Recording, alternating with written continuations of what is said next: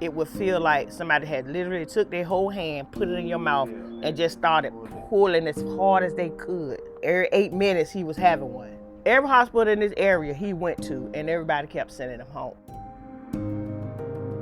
Kevontae's seizures were, these are seizures that may not be as dramatic, but are probably a lot more life-changing than some of the other ones that people are used to seeing. Because remember, he's having 70 to 90 of them a day. There probably was more time that he was actually either seizing or having the after effects of the seizure than actually living life normally.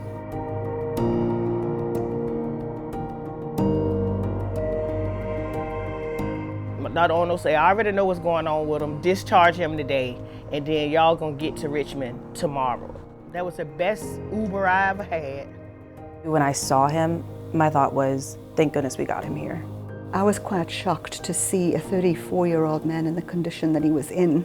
All his nutrition was being provided through a tube, and he was having constant seizures. The standard medications that neurologists would prescribe were not working.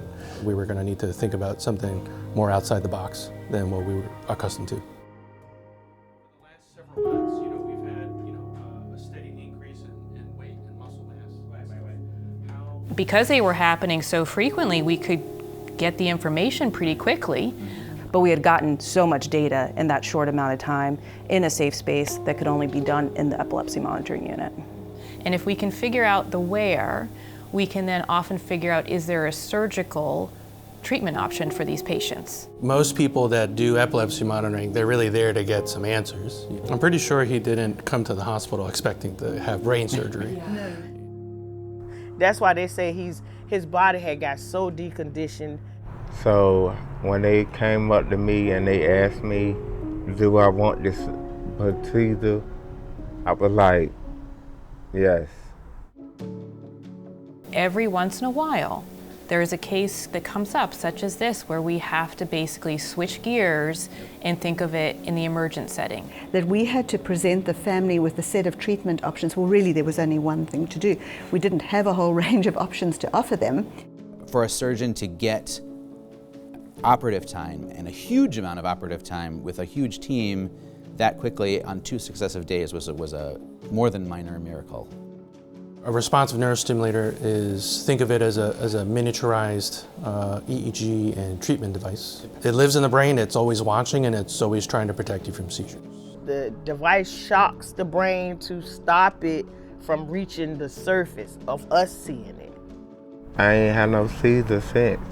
Therapists looked at him yesterday, they was like, you've come a long way. They say he will have a better quality of life, and yes, he does.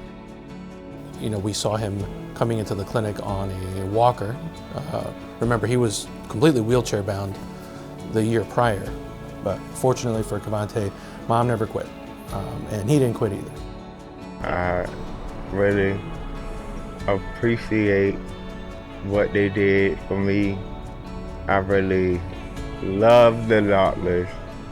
All of them was so kind and so genuine. Last year I was in the bed on my birthday. Everybody had to come see me. This year I threw myself a party.